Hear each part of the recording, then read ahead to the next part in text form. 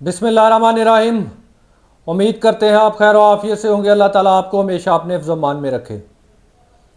Police आपको बग़ैर किसी वारंट के, बग़ैर किसी जुर्म के और बग़ैर आपको किसी सबूत के उठाकर ले जाती है।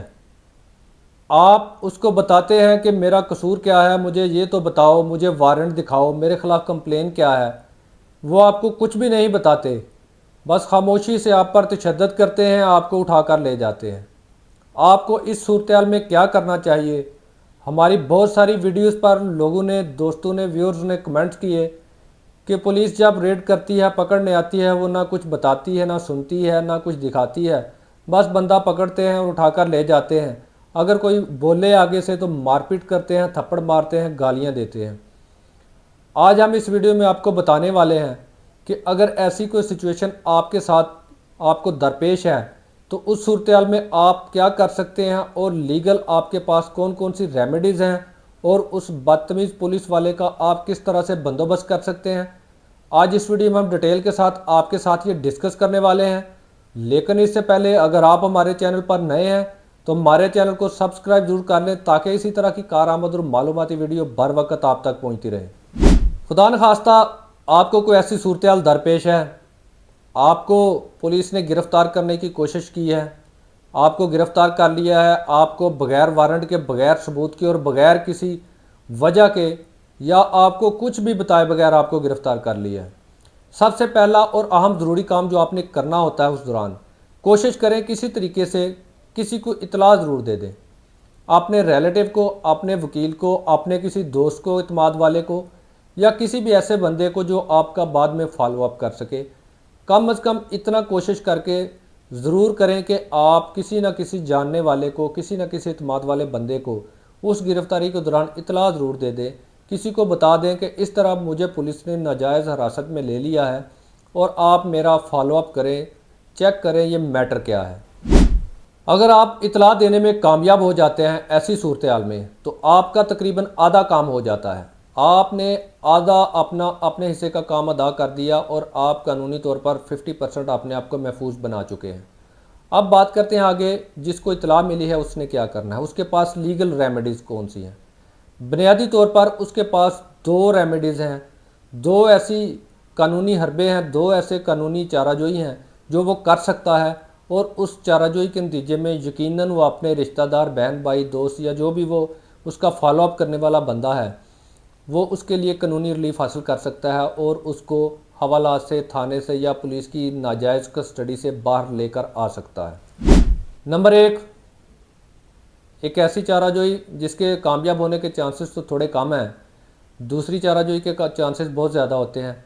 लेकिन हम आपको पहली चाराजोई के बारे में बताते हैं और पहली रेमेडी के बारे में बताते हैं। आपने लाजमी पहली रेमेडी ज़रूर अवेल करनी है, ये इंतहाई ज़रूरी है आपकी नेक्स्ट रेमेडी के लिए। आपको मुतलका थाने के SHO, ASI या किसी भी पुलिस एहलकार ने उठा लिया है, आप थाने भी हो आए हैं, थाने में भी आपको कोई आपकी बात नहीं सुन रहा, आपको नहीं बताया जा रहा कि आपके बंदों को क्यों पकड़ा गया है, उनका जुर्म क्या है, उनके खिलाफ FIR है कोई या कंप्लेन है या उनके को वारंट गिरफ्तारी है या क्या किसी कोर्ट को मतलूब है। किसी किस्म की आपकी दाद रसी नहीं हो रही, जो कि अमूमन होता है हमारे आम शहरियों के साथ। ये रोज़मर्रा की ज़िंदगी में वो अक्सर फेस करते हैं। आपने सबसे पहली जो रेमेडी इख्तियार करनी है, सबसे पहला जो काम करना है, आपने अपने मुतलका ज़िले के DPO के पास पेश होना है। आपने एप्लीकेशन लिख कर लेके जाना है। आजकल डिजिटल दौर है, यकीनन पुलिस की इस तरह की कार्रवाइयों की वीडियो भी बनाई जा सकती है। आप वो वीडियो भी साथ लेकर जाएं। आप बताएं जाके DPO को कि ये आपके बंदे ने हमारा बंदा उठा लिया है, आपके अहलकार ने ना हमें बताया कि इसका जुर्म क्या है, ना हमें कोई FIR दिखाई है, ना कोई वारंट दिखाया है, ना ये बताया कि ये किसी कोर्ट को मतलूब है, बस वो आए हैं, मारपीट करके, तशद्दुद करके हमारे बंदे को ले गए। यकीनन उसके ऊपर इन्वेस्टिगेशन होगी। अगर कोई बहुत ज़्यादा बड़ा मामला ना हुआ, कोई पॉलिटिकल इंटरफेरेंस ना हुई, तो चांसेस होते हैं कि यहाँ पर भी आपका बंदा रिकवर हो जाएगा, या कम अज़ कम आपको ये ज़रूर बता दिया जाएगा कि इसके ऊपर FIR है या इसका जुर्म क्या है या इसका कंप्लेनेंट कौन है। आपको मामले की इन्फॉर्मेशन ज़रूर मिल जाएगी इस एप्लीकेशन के बाद। अगर DPO आपकी बात नहीं सुनता, वो भी आई गई कर देता है, रस्मी सी आपकी एप्लीकेशन के ऊपर कार्रवाई करता है, आपकी एप्लीकेशन दाखिल दफ्तर कर देता है, आपने मायूस नहीं होना, आपने घबराना नहीं है। आपने फौरी तौर पर जो एप्लीकेशन आपने DPO को दी, आपने वो लेनी है उसकी कापी, और आपने एक सेशन कोर्ट में पिटीशन फाइल करनी है। आपने पिटीशन फाइल करके बैलफ का बंदोबस्त करना है। आपने बैलफ पढ़वाना उस थाने पर कि ये हमारा बंदा पुलिस ने उठा लिया हुआ है, हवालात में बंद किया हुआ है, और ये हमें बता भी नहीं रहे कि इसका जुर्म क्या है। ये इलीगल बगैर किसी एफआईआर के, बगैर किसी कंप्लेंट के इसको बिठा के रखा हुआ है, हमसे पैसे मांग रहे हैं, हमें ब्लैकमेल कर रहे हैं। ये सारी चीज़ें आप वकील के मशवरे से, वकील आपको ये सारी चीज़ें ड्राफ्ट कर देगा। आप बैलफ का बंदोबस्त करवाएं। बैलफ का बंदोबस्त करवाने के बाद आप उस थाने में रेड करें।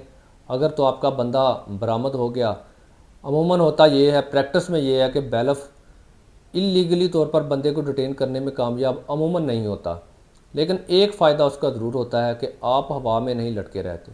या तो बैलफ के पहुंचने से पहले वो बंदा छोड़ देंगे, या फिर जो कोई एफआईआर वगैरह है वो उसमें उसको नॉमिनेट कर देंगे, उसकी गिरफ्तारी रिकॉर्ड में आ जाएगी। जब गिरफ्तारी रिकॉर्ड में आती है तो उसका आपको फ़ायदा ये होता है कि उसको 24 घंटों के अंदर अंदर उन्होंने मजिस्ट्रेट के सामने पेश करना होता है।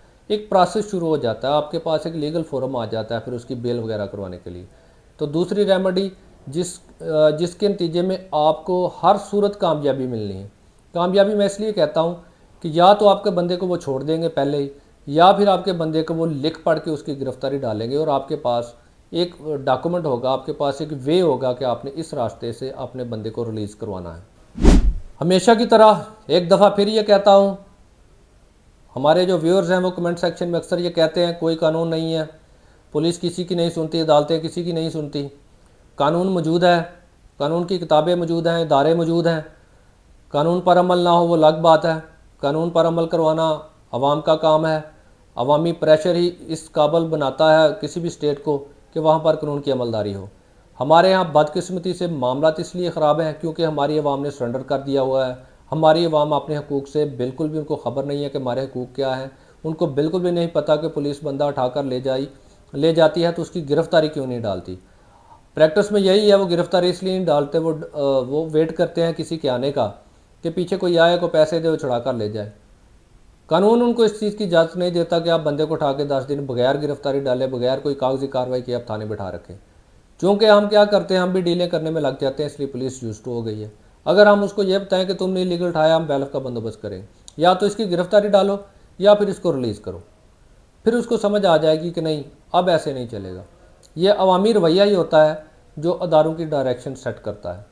तो लिहाजा कोशिश करते रहा करें। हालात ख़राब हैं, बदतर हैं, इसमें कोई शक नहीं है, लेकिन बतौर एक ज़िम्मेदार शहरी कोशिश करते रहा करें जहाँ तक मुमकिन हो सके, जितनी आप में ताकत है, जितनी सकत है, कानून की बालादस्ती के लिए, कानून की अमलदारी के लिए कोशिश करते रहा करें। अपने हकूक़ के लिए खड़े हो जाया करें और कानूनी फोरम को इस्तेमाल किया करें, अदालतों को इस्तेमाल करें। आहिस्ता आहिस्ता अल्लाह के फजल से एक दिन आएगा जब इस मुल्क में कानून की हुक्मरानी होगी और हर अमीर, हर गरीब, हर छोटा, हर बड़ा, हर ताकतवर, हर कमज़ोर कानून की नज़र में बराबर होगा।